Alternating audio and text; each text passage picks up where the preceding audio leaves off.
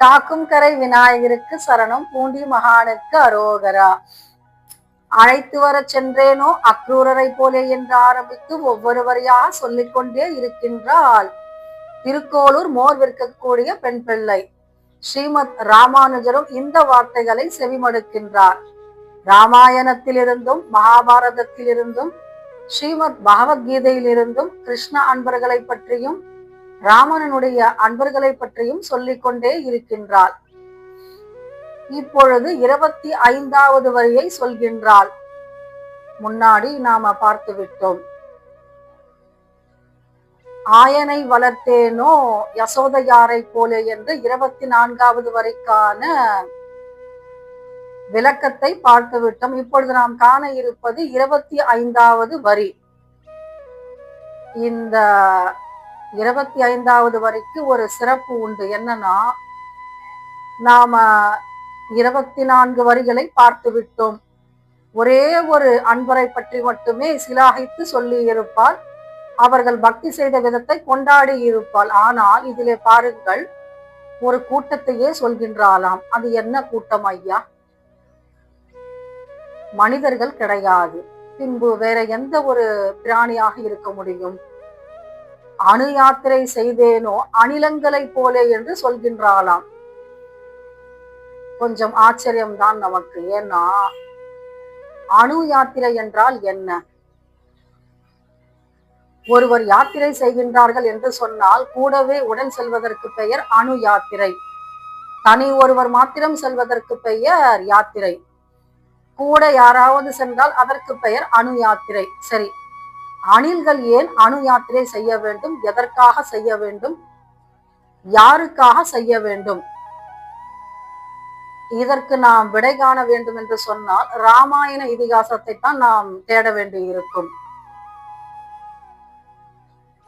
தசரத சக்கரவர்த்திக்கு 4 புத்திரர்கள். இதிலே சிவதனுசை உடைத்து சுயம்வரத்தில் பங்கு கொண்டு மிதிலை மன்னர் ஜானகியினுடைய கரங்களை பிடித்து விட்டார் ஸ்ரீ ராமச்சந்திர பிரபு. இவர்கள் அரண்மனையிலே வாழ்ந்து கொண்டிருந்தார்கள் அயோத்தியாவிலே. கைகேயி 2 வரங்களை வாங்கியிருந்தால் தசரத சக்கரவர்த்திக்கு உதவி செய்ததற்காக. இந்த 2 வரங்களை கொண்டு ஒன்றிலே 14 வருடங்கள் ராமரை வனவாசத்திற்கு அனுப்பிவிட்டால், இன்னொரு வரத்தின் மூலம் பரதனை இந்த நாட்டுக்கு ராஜாவாக வேண்டும் என்று கேட்டுக்கொண்டாள். ஆனா பாருங்க, பரதன் மணிமுடி தரிக்கவில்லை. தன்னுடைய அண்ணன் மீது அவனுக்கு அளப்பரிய அன்பு. அயோத்தியை அரசாள வேண்டும் என்று சொன்னால் ராமர் ஒருவரை தவிர வேறு யாரையும் நான் நினைத்து கூட பார்க்க மாட்டேன் என்று ராமருடைய பாதுகளை சிம்மாசனத்தில் வைத்து ஆட்சி புரிந்தான். இது ஒரு பக்கம் இருக்கட்டும். ஆனால் அணில்கள் எங்கே புகுந்தன? இங்கே கபட சந்நியாசி வேடமிட்டு கொண்டு வந்த ராவணன் சீதையை கவர்ந்து கொண்டு சென்று விட்டான் இலங்கை மாநகரத்திற்கு. வழித்தடயங்களும் கிடையாது, உதவி செய்பவர்களும் யாரும் இல்லை என்னும் பொழுது கிஷ்கிந்தையில் இருக்கக்கூடிய சுக்ரீவனுடைய உதவியை நாடுகின்றார்கள் இளவலான லக்ஷ்மணனும் ராமச்சந்திர பிரபுவும். வாலியை ஒரே ஒரு அம்பால் வதைத்துவிட்டு கிஷ்கிந்தைக்கு ராஜாவாக முடிசூட்டுகின்றார் ஸ்ரீ ராமச்சந்திரமூர்த்தி சுக்ரீவனை. சீதை இருக்கும் இடம் தெரிய வேண்டும் அல்லவா? இதற்காக மிகப்பெரிய ஒரு சேனை தேவைப்பட்டது. அதற்காக சுக்ரீவனுடைய உதவியும் தேவைப்பட்டது. கிழக்கு, மேற்கு, வடக்கு இந்த 3 திசைகளையும் நோக்கி ஆட்களை செய்தி சேகரிக்க சொல்லி அனுப்புகின்றான் சுக்ரீவன். ஆனால் அத்தனை பேரும் சீதாதேவி அங்கே இல்லை என்று சொல்லிவிடுகின்றார்கள். தெற்கு பக்கமாக கிளம்பிய ஸ்ரீ ஆஞ்சநேய மூர்த்தி சீதை இருக்கும் இடத்தை அறிந்து கொண்டு வந்து விட்டார். அசோகவனத்திலே ராமனின் நினைப்பினாலே மட்டுமே உயிர் வாழ்ந்து கொண்டிருக்கின்றாளாம் சீதா பிராட்டி அம்மை. இவளை சிறை விடுவிக்க வேண்டும். அதற்காக வானரர்கள் சேனையோடு சேது பாலத்தை அமைக்கின்றார்கள். மிகப்பெரிய ஒரு வானர சேனை இந்த நிகழ்வுக்காக வேலை செய்து கொண்டிருந்தார்கள். அப்பொழுது ஸ்ரீ ராமச்சந்திர பிரபு அந்த நிகழ்வை மேற்பார்வையிட்டு கொண்டிருந்தார். ஆஞ்சநேயமூர்த்தி என்ன செய்வார்? வானரங்கள் மிகப்பெரிய கற்களை கொண்டு வந்து கொடுப்பார்களாம். ஆஞ்சநேயமூர்த்தி என்ன பண்ணுவாரு? ராமரை நினைத்து கொண்டு ராமா என்ற எழுத்தை எழுதி கடலிலே போடுவாராம். அந்த கற்கள் மிதக்குமாம். இப்படி ஒன்றின் மேல் ஒன்றாக அடுக்கிக் கொண்டே போகின்றார்கள். இலங்கை மாநகரத்தை நோக்கி இவர்கள் படையெடுத்து செல்ல வேண்டும் என்ற நோக்கத்திற்காக. இதை பார்க்கின்றார்களாம் அணில் கூட்டங்கள். வாயை திறந்து பேச முடியாவிட்டாலும் இந்த அணில்களுக்கு என்ன நினைப்பு பாருங்கள். ராம கைங்கரியம் செய்ய வேண்டும் அல்லவா? நம்மால் மிகப்பெரிய கற்களை சுமந்து செல்ல முடியாது. என்ன செய்யலாம்? ராமருக்கு உதவி புரிய. அணில் கூட்டங்கள் என்ன செய்கின்றன பாருங்கள்.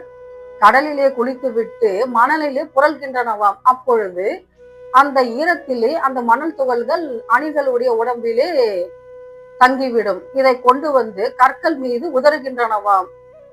ஏன் இப்படி செய்கின்றன? இரண்டு விஷயங்கள் இதற்கு ஞாபகத்துக்கு வருகின்றனவாம் அணில்களுக்கு. என்னன்னா, ஒரு கால் இவங்க ரொம்ப கஷ்டப்பட்டு இந்த பாலை கட்டுறாங்க இல்லையா, நாம கடல்ல இறங்கி குளிச்சாக்கா நிறைய அணில் கூட்டங்கள் ஒரு கால் கடல் வற்றி விடும் அல்லவா, ராமருக்கு உதவி செய்யலாம் அல்லவா, இந்த எண்ணம் இருந்ததாம் அணில்களுக்கு. எவ்வளவு ஒரு பெரிய உதவி செய்யும் மனப்பான்மை இருக்க வேண்டும் அணில்களுக்கு. ராமருக்கு உதவி செய்ய வேண்டுமே என்று கடலிலே குளித்து விட்டு வந்தனவாம். ஒரு கால் கடல் வற்றி விடுமோ என்ற எண்ணத்திலே. இரண்டாவது ஒரு காரணம் இருந்தது.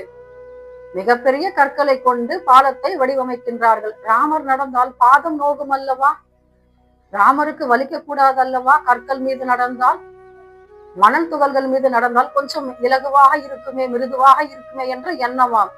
எத்தனை பெரிய ஒரு யோசனை இருக்க வேண்டும் பாருங்கள் அணில் கூட்டங்களுக்கு. தொடர்ந்து இப்படி செய்து கொண்டே இருக்கின்றனவாம் அணில்கள். பார்க்கின்றார் ஸ்ரீ ராமச்சந்திர பிரபு. என்ன பண்றாரு பாருங்க. அணில் கூட்டங்களை பார்க்கின்றார், அவற்றினுடைய உதவியையும் பார்க்கின்றார். ராமருக்கு என்ன தோன்றியதோ என்னவோ, ஒரு அணிலை பிடித்து என்ன பண்றாரு பாருங்க, வாஞ்சையோடு தன்னுடைய 3 விரல்களாலும் தடவி கொடுக்கின்றாராம். அதுகாரும் அணில்களுக்கு இப்படி 3 கோடுகள் கிடையாது முதுகிலே. ஆனால் ராமர் இப்படி வாஞ்சையாக எனக்கு உதவி செய்கின்றீர்களே என்ற ஒரு அன்போடும் ஆதரவோடும் தடவி கொடுத்ததால் அவற்றிற்கு 3 கோடுகள் முதுகிலே உண்டாகி விட்டனவாம். அணில் கூட்டங்களாக இருந்தாலும் ராம கைங்கரியத்துக்கு உதவ வேண்டும் என்ற எண்ணம் இருந்ததல்லவா. எப்படிப்பட்ட அன்பு இருக்க வேண்டும் ராமர் மீது. ராமர் சீதையை சிறை மீட்க வேண்டும். வானர கூட்டங்கள் என்னவோ மாய்ந்து மாய்ந்து வேலை செய்கின்றன. நம்மால் முடியாவிட்டால் என்ன, சிறு உதவியாவது செய்ய வேண்டும் என்ற எண்ணம் இருக்கின்றதல்லவா. இது பாராட்டப்பட வேண்டிய விஷயம் அல்லவா. இதைத்தானே செய்தன அணில் கூட்டங்கள். இதைத்தான் சொல்கின்றால் திருக்கோளூர் பெண் பிள்ளை. அணு யாத்திரை செய்தேனோ அணிலங்களை போலே என்று அற்புதமாக விவரிக்கின்றாள்.